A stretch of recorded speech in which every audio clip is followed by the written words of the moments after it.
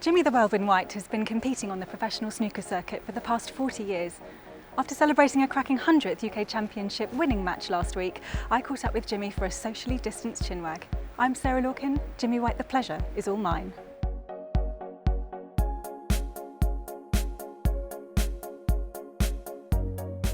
Jimmy, you've been on the road for most of your life.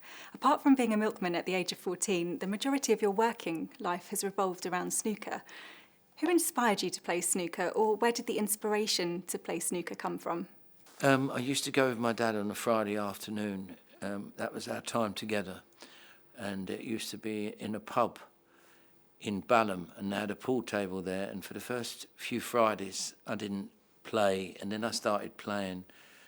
And I've been playing ever since. So it was basically my father. Would you say you were born to the cue, so to speak? No, it took me, I played pool first, then snooker. I think people get natural talent at stuff, but you have to work thousands of hours to produce that talent. Do you still get the same buzz playing snooker now as you did back then? I do. The bones are a bit achy now, after you play for 4 or 5 hours, but I still get the same rush as playing, yeah. What is it about the game that you love so much? Fascinating. The game, you're hitting the cue ball and an object ball, you're making things all happen with side spin, screw, tops, all what you can do with a golf ball or football.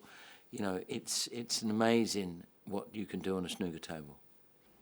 Now, your nickname, the Whirlwind, what's the story behind that? Who is responsible for suggesting that nickname? Well, you had Hurricane Higgins, you had Tornado Tony Drago, and you had Jimmy Whirlwind White. Is because we was all fast players, and obviously today you've got the Rocket, Ronnie O'Sullivan. What would you have been called if you hadn't decided on the Whirlwind? Were there any other potential nicknames in the mix?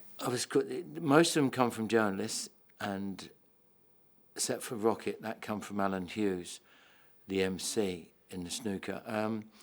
I was quite pleased with Whirlwind, to do with the weather and the speed, and I'm very happy with that. Having also been tagged rather endearingly as the People's Champion, why do you think the public took such a shine to you? I think the way I played the game, I used to, completely attack the game, and it was very quick to watch, and it was opposite to a lot of the way the players, play. It was exciting, and that was why I became the People's Champion. Can you remember how you felt when you first played in front of a crowd? Were you nervous? Oh yeah, completely. I was about 17. I played in the, I think it might have even been the UK Championship. Sorry, about 19 in the UK Championship. I was really nervous, yeah. So, being a young lad new to the scene, I imagine you experienced a roller coaster of emotions. Yeah, it was completely different from me, even though I'd been to Australia and won the World Amateurs, but to play in front of a packed audience, deadly silence, why snooker's so wonderful as well, you've got the dress suits, the mannerisms, the audience being quiet, it's full of class, and I took to that. Loved it. You've openly spoken about having lived a very colourful life. A bit of a bad boy back in the day, living quite the party lifestyle, and once describing being away from home like a tiger being let out of a cage. The environment was clearly a huge factor. Would you say that the newfound fame and the excitement of being able to live such a lavish lifestyle were key factors too? Absolutely. I was very selfish. I couldn't wait to get out when people started recognising you, and you was getting the treatment everywhere, and I couldn't get enough of it.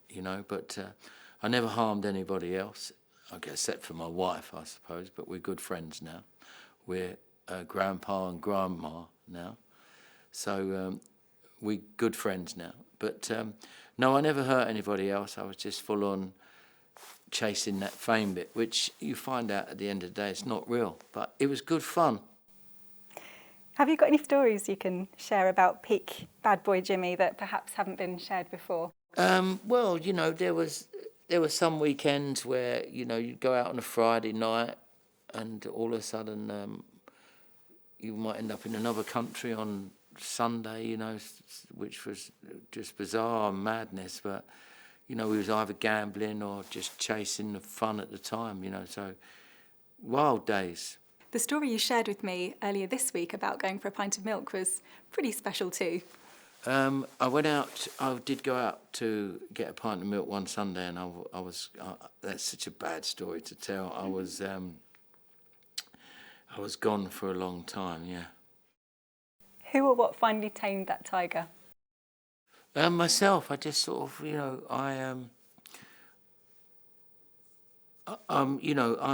I like to have a party, don't get me wrong, but it's, you know, I have to plan my nursing my hangover. So, you know, I very rarely drink now, so I don't miss that at all. You can have fun now without getting, you know, smashed. Knowing what you know now, if you had your time again, is there anything that you would change or any decisions that you made that perhaps you wish had been different? So many, but then at the same time, the fun I had, if I'd have tried to change other stuff, I wouldn't have had the fun I had as well. So the answer is no.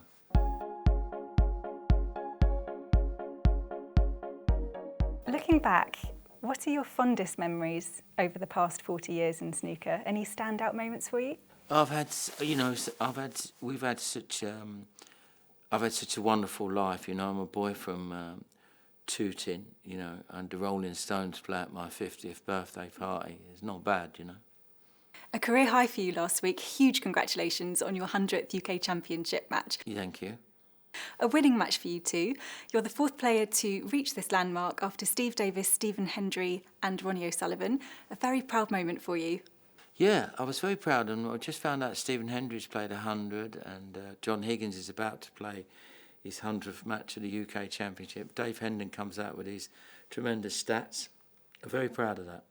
You described this as a great milestone for you. It was a match that you really wanted to win, and you did. How do you prepare for a match? Do you practice every day?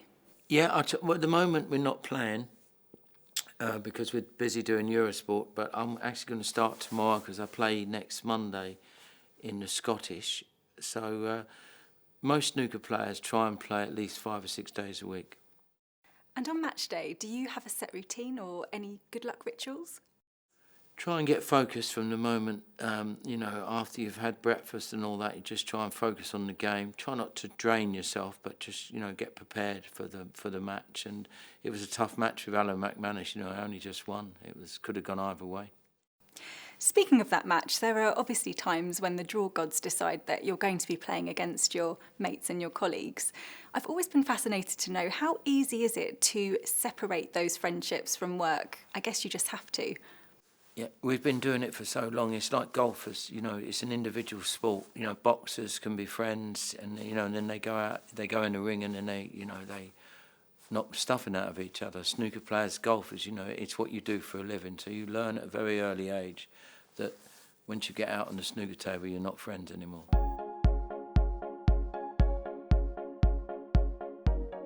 Snooker has obviously been one of the few sports that has been able to be played behind closed doors. How have you found working within a bubble environment? It's been very difficult, but we've been very lucky, snooker players. World Snooker have done a great job. You know, there's so many people out there who have not been as fortunate as us. You know, we're not just able to play the game we love, we've been able to earn a living. So we've been very fortunate. Absolutely, and there is some good news for snooker fans. It was announced last week that the Masters will be welcoming fans back to Ali Pali, albeit a limited number.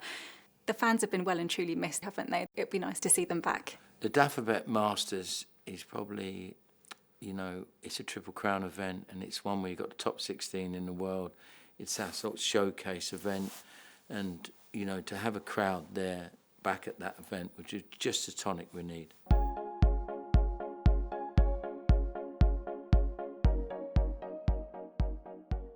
Work to live. At home. Tony Mio. Sugar Ray Leonard. Getting a push bike. Shredsville. Kevin Kelly. myself in my house. Steve Davis. Too many to tell you. Me. Life. Texting. Me. Ignorant people. Neither. Crucible. Alex Higgins, Ronnie O'Sullivan. Honesty. Be yourself. How lucky we all are. Winning the World Professional Snooker Championship. Enjoy the day. Roller coaster.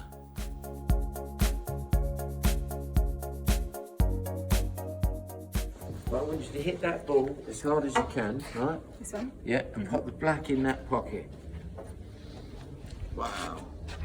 That's not going to happen. You don't know.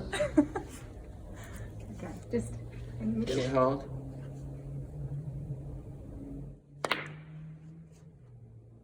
Hey! Oh, well one year done. under. How about that? Thank you so much, Jimmy. It's been an absolute pleasure. I do have one more burning question for you, though. As you know, I've already been tagged as having the shiniest legs in snooker, and I'd say the trick shot that you set up for me ended up being quite a whirlwind performance. I hope you agree. But there can be only one whirlwind, so if you were to give me a snooker nickname, what would it be? Superstorm. Superstorm. I like it. My opponents would be terrified of me. Why Superstorm? Your trick shot went down the storm. Oh, you charm me, you. And on that note, I'd say that was a wrap.